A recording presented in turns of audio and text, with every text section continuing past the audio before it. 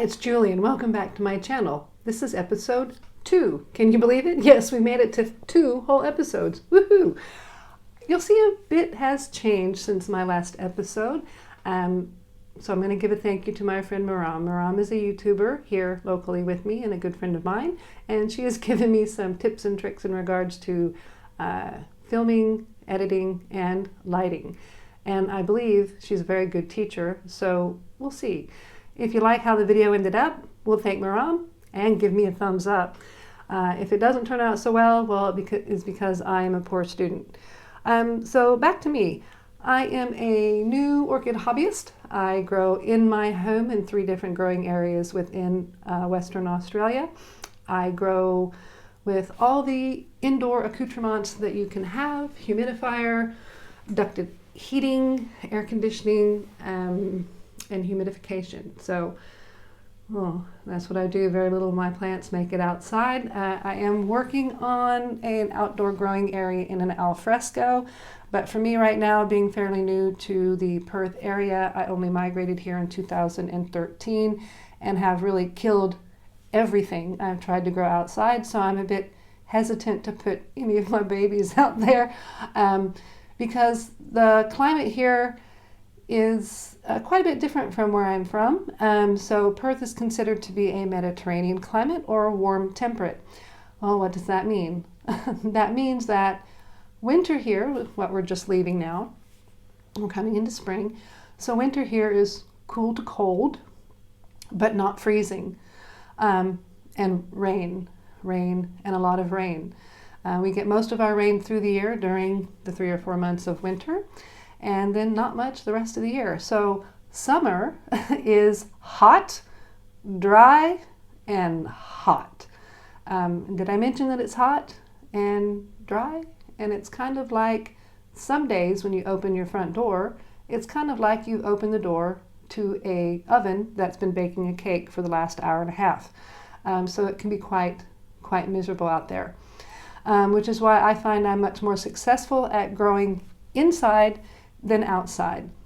So today we're going to kind of also do a new thing in that I am starting a showcase episode.